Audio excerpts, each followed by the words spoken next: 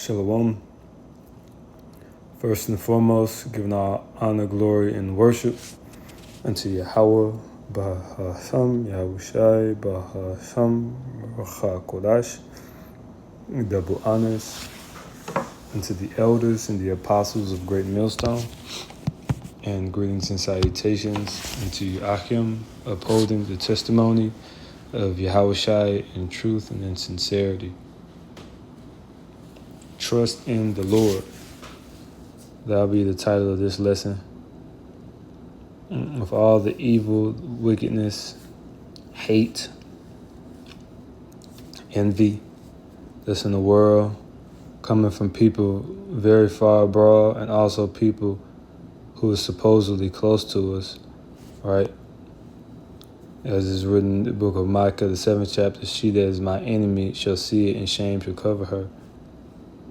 One of the biggest oppositions to the cross and to the Messiah and to his man, all right, is the black woman, along with the beast of Revelation, which is the self-proclaimed white race, which really going into NATO and the EU.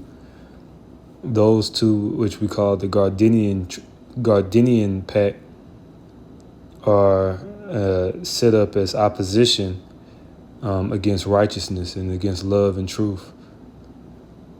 And we have to combat that through sound mind and through sound decision making, and ultimately having trust in the Heavenly Father, because we don't have the power on this side, because this is the world of darkness. It's fastly coming to an end, but we must trust that the Heavenly Father will deliver us from our circumstances of affliction and ultimately allow us to enter into rest into His kingdom.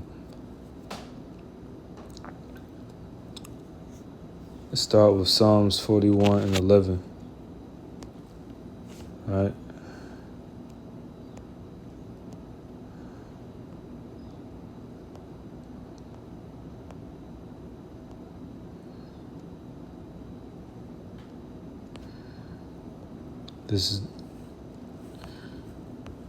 This is the book of Psalms, chapter 41, and verse 11. I'll actually start at verse, I'll start at verse 10.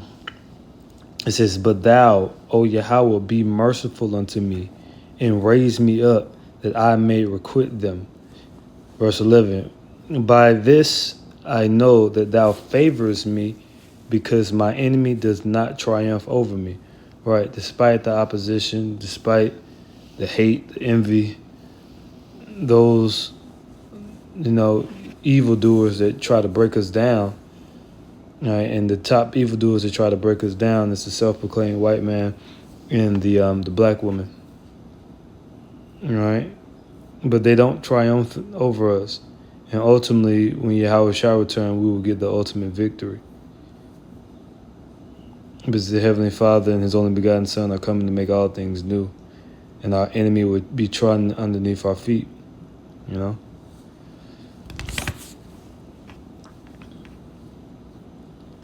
Verse 12, it says, "And as for me, thou upholdest me in mine integrity, and settest me before thy face forever."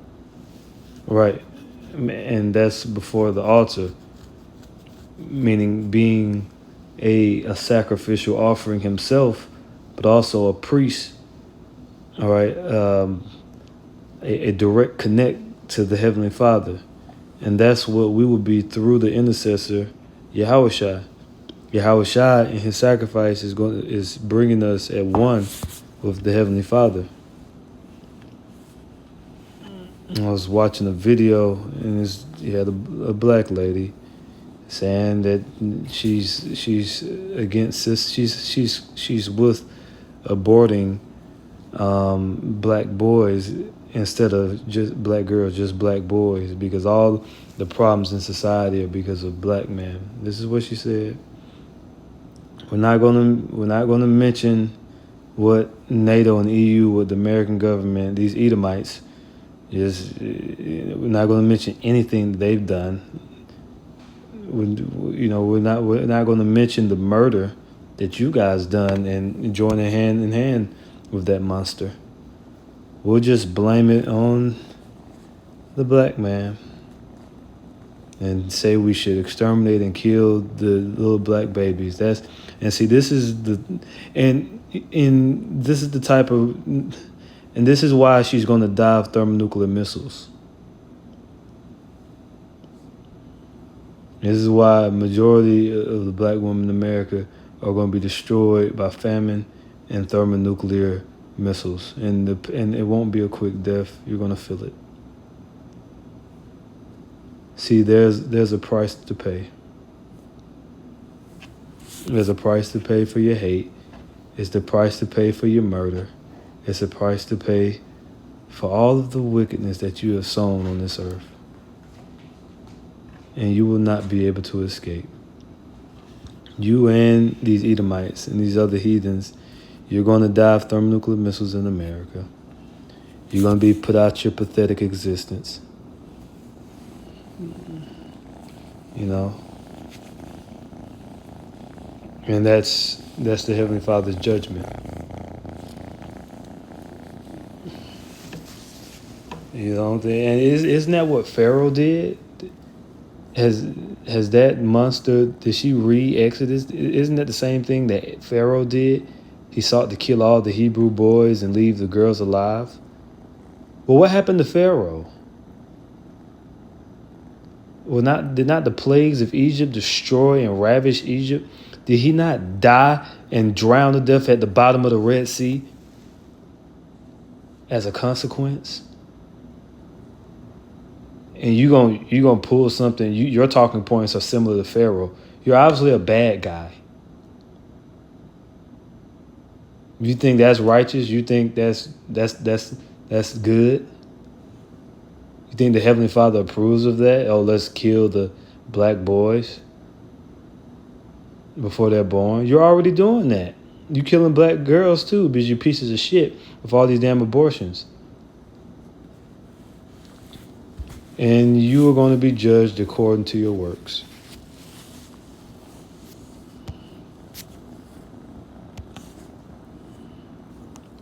Second Ezra 15, 3 and 4. These people are monsters.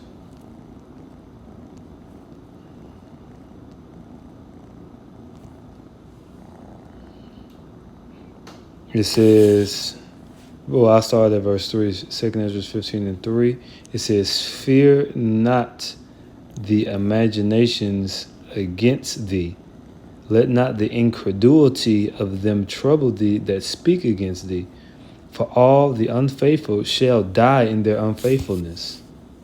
Behold, saith the Lord, I will bring plagues upon the world, the sword, famine, death, and destruction. And you people are going to be caught up in that, especially the black women. Now, I'm not talking about the sisters that are following us and listening to us and in subjection and obedient and trying to live themselves in a righteous manner. But for the majority of you, these plagues are going to fall upon you they're ultimately if you're not of the elect.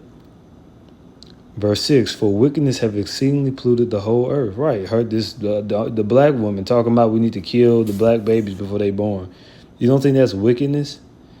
Can you imagine no other nation woman would say something so monstrous as that? You wouldn't find no East Indian lady, oh yeah, we need to kill out the boys. The Chinese lady, oh, let's kill the Iranians or Ethiopians. Oh yeah, let's kill the boys. Like nobody would say that. Just Satan, because this freaking black woman is Satan, man. That shit is fucked up, bro. They got Satan on them, man. He says, for wickedness have exceedingly polluted the whole earth, and their hurtful works are fulfilled. Yeah, it's time to pay. See, you're going to starve to death. And we don't eat for a week and a half, and you're stinking. And you're going to remember what you did. And it'll be too late for you. And you're going to starve to death because you thought the Heavenly Father wasn't Him. It's a price to pay for your miscalculation. It's a price to pay for your stupidity. Just because you're stupid doesn't mean you're going to be able to get out of this. No, it's a price to pay for your stupidity and your wickedness and your unfiltered heart. See? Galatians chapter 3, verse 11. It says, "But that no man is justified by the law in the sight of God. It is evident, for the just shall live by faith." So we have to trust in the Heavenly Father. Those of us who are of the circumcision, have of a pure heart. All right, those of us who have repented and come back, not only to our identity, but the put on the mindset of the Messiah. We have to trust and have faith in the process, knowing that the Lord will redeem us in due season and deliver us from the hands of those that hate us. All right. So I do hope this lesson was edifying.